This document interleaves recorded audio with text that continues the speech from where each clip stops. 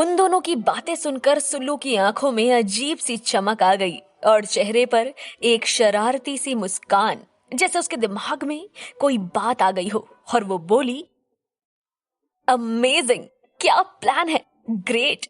मैं सिर्फ लड़के से मिलूंगी और उसे जाते ही कह दूंगी कि मुझे शादी नहीं करनी है और वो अपने लिए कोई और ढूंढ ले और इस शादी के लिए मना कर दे। वाह!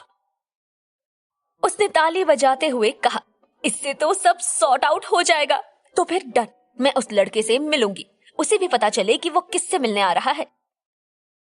नीलू ने अपने सर पर हाथ रखते हुए कहा, हे राम, इतना समझाने के बाद भी ये लड़की कुछ नहीं समझी। जाने अब उस लड़के का क्या हाल करेगी। सुल्लू जवाब में हंस दी। अन्नू और नीलू उसकी इस बात से थोड़ा परेशान हो गए और एक दूसरे को देखने लगे। वो दोनों सोच रहे थे कि इसे कैसे मनाया जाए इस बात के लिए। अभय को आज घर आने में काफी देर हो गई। आज संडे होने के बावजूद उसे ऑफिस जाना पड़ा था। घर पहुंचा तो सब लोग खाने के लिए उसका वेट कर रहे थे। अभय को देखते ही नीलम बोली, चुन्नू हाथ मुंह धोकर आजा, फिर खाना खाते हैं। अभय फ्रेश होने चला गया। खाने की मेज पर उसने देखा सब उसकी पसंद का खाना बना हुआ था। सबका व्यवहार भी उसे थोड़ा अजीब लग रहा था। अंशु और निशी भी उसे देखकर मुस्कुरा रहे थे। उसे कुछ भी समझ नहीं आया। उसके पापा बोले, बेटा, तुम आने वाले संडे को क्या कर रहे हो? उस दिन तो कोई काम नहीं है ना? नहीं पापा, फ्री हूं। बोलिए, कुछ काम था क्या? हमने तुम्हारे लिए एक लड़की पसंद की है। इस संडे को उसे देखने जाना है, अगर तुम ठीक समझो तो। अभय ने सर हिलाते हुए जवाब दिया, ठीक है पापा, जैसा आपको ठीक लगे। अंशु बोला, क्या भैया, एकदम से हाँ बोल दिया? आपने पापा की बात को ध्यान से सुना तो था ना? अभय बोला, हाँ मैंने सुना, और क्या जवाब देता? मना करने का कोई कारण नहीं है, और अगर कुछ और बोलता तो पापा को बुरा लगता ना। उन्होंने कुछ सोचा है तो ठीक ही सोचा होगा। निशी चहकते हुए अभय के पास बैठते हुए बोली, मेरे सबसे प्यारे भैया, आप ना आइडियल बेटे हो सच में। मैं बहुत खुश हूँ भैया, घर में भाभी आएंगी, मैं तो उनकी सबसे अच्छी दोस्त बन जाऊंगी, देखना आप। अंशु हंसते हुए बोला, ओ मैडम शेख चिल्ली, अभी तो भैया ने लड़की को देखा भी नहीं है और तू उनकी सबसे अच्छी दोस्त भी बन गई, वाह। निशीत तो नक्कर बोली, तो इसमें गलत क्या है? तूने सुना नहीं, रीटा आंटी उस लड़की की कितनी तारीफ कर रही थी, बता रही थी कि वो एकदम बेस्ट है and my brother deserves the best, और फिर मेरे भैया भी तो बेस्ट है, तो इन्हें भी कोई मना नहीं कर सकता। तो बस ये रिश्ता तो तय समझो। अंशु और अभय हंसने लगे। अंशु बोला, तू तो इतनी एक्साइटेड लग रही है कि खुद ही घोड़ी पर बैठकर बारात लेकर ना चली जाए। ये सुनकर तीनों फिर खिलखिलाकर हंस दिए। कुछ देर बाद और बातें करने के बाद अंशु और निशी सोने चले गए। अभय को नींद नहीं आ रही थी। वो अभी भी लड़की देखने जाने के बारे में सोच रहा था। ऐसा नहीं था कि उसने कभी अपनी शादी के बारे में सोचा नहीं था, पर जब भी सोचा था सिर्फ सिल्लू के बारे में सोचा था। अब ऐसे अचानक लड़की देखने जाना, इन सब बातों के लिए अभी वो तैयार नहीं था। कैसे मिलेगा किसी अनजान लड़की से, क्या कहेगा, वो यही सब सोच रहा था कि तभी अंशु वापस आया और बोला, भैया आपको नींद तो नहीं आ रही?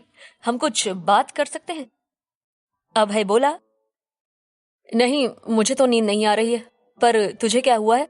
आज तू इतनी देर तक क्यों जाग रहा है? सब ठीक तो है ना? तू कुछ परेशान सा लग रहा है, हाँ ना, अंदर आ। अंशु बोला, हाँ भैया, डोंट वरी, सब ठीक है, पर आपको बुरा ना लगे तो मैं आपसे कुछ कहना चाहता हूँ। ये कहता हुआ अंशु कमरे के अंदर आ गया। फिर उसने दरवाजे को अटका दिया और बेड पर अभय के पास जाकर बैठ गया। अभय मुस्कुराते हुए बोला, मुझे कुछ कहने के लिए तुझे परमिशन की जरूरत कब से पड़ने लगी? और तेरी किस बात का मैंने अब तक बुरा माना है जो अब मानूंगा? हाँ, तू जानता है ना, तू भाई से ज्यादा दोस्त है मेरा।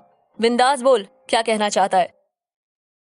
अंशु बोला, भैया आपकी बात सुनकर थोड़ा सा परेशान हूं। अभय ने उसकी बात काटते हुए थोड़ा हैरान होकर पूछा, कौन सी बात? अंशु ने जवाब दिया, यही कि आप लड़की देखने सिर्फ इसलिए जा रहे हैं क्योंकि पापा को बुरा ना लगे, इसका तो ये मतलब है ना कि भैया कि आप सिर्फ पापा के कहने पर लड़की देखने जा रहे हो, आपका अपना कोई मन नहीं है। और सच बताऊं तो मैंने आपकी बातों में या फिर आपके बिहेवियर में भी वो एक्साइटमेंट देखी नहीं है जो अमूमन ऐसी बातों पर होती है। ऐसा क्यों है भैया? मैं आपके दिल की बात जानना चाहता हूँ। क्या है आपके दिल में? प्लीज मुझे बताइए ना। मैं आपको किसी दबाव में आकर कुछ करने नहीं दूंगा। और फिर शादी तो जीवन का सबसे बड़ा और अहम फैसला है, ये आप इस तरह से नहीं ले सकते। अभय चुपचाप उसकी बातें सुन रहा था। अंशु आगे बोला, भैया एक बात पूछूं? अभय फिर से मुस्कुराते हुए बोला, पूछ। अंशु ने कहा, भैया क्या आप किसी को पसंद करते हैं? क्या आपकी लाइफ में कोई लड़की है? अगर हाँ तो प्लीज मुझे बताइए ना, प्लीज।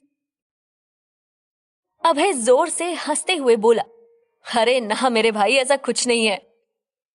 फिर उसने अंशु के दोनों हाथों को पकड़ा और बोला, सबसे पहले तो थैंक यू मेरी इतनी ज्यादा फिक्र करने के लिए। आज मुझे तुझे ऐसे देखकर यकीन नहीं हो रहा कि मेरा मस्तिष्क भाई इतना सीरियस भी हो सकता है। अंशु धीरे से बोला, आपके लिए हूं भैया, क्योंकि आप हमेशा दूसरों के बारे में सोचते रहते हो ना, खुद के बारे में तो कभी सोचते ही नहीं। इसलिए ये जिम्मा मैंने अपने ऊपर ले लिया। आपके बारे में भी तो किसी को सोचना चाहिए ना। मैं ये नहीं कह रहा कि मम्मी पापा ने आपके लिए कोई गलत लड़की देखी होगी। उन्होंने अगर किसी को पसंद किया है तो वो अच्छी ही होगी, मगर उनके अच्छा लगने और आपके अच्छा लगने में फर्क है भैया। मैं चाहता हूँ कि आप ये फैसला सिर्फ इसलिए ना करें क्योंकि वो लड़की मम्मी पापा की पसंद है। आप अपनी पसंद को ध्यान में रखकर फैसला करें। आखिर उसके साथ जिंदगी तो आपको बितानी है ना। अभय अंशु को मंत्र मुग्ध सा देख रहा था। कुछ देर रुकने के बाद अभय ने कहा, अंशु तू आज मुझे अपना बड़ा भाई लग रहा है। सच में मुझे पता नहीं था कि तुझे मेरी इतनी परवाह है। वैसे मैं सच बताऊं तो मैंने इन बातों के बारे में कभी इतनी गहराई से सोचा नहीं। पापा ने मुझे साथ चलने को कहा और मैंने हाँ कह दी, बस। क्योंकि मना मैं नहीं कर पाया और मना करने का कोई रीजन भी नहीं है ना। और ये भी सच है कि मैं उतना एक्साइटेड नहीं हूं जितना कि सब ऐसे समय में होते हैं, लेकिन कारण तो मुझे पता नहीं इसका, पर कभी ना कभी तो ये सब होना ही है ना। तो ठीक है,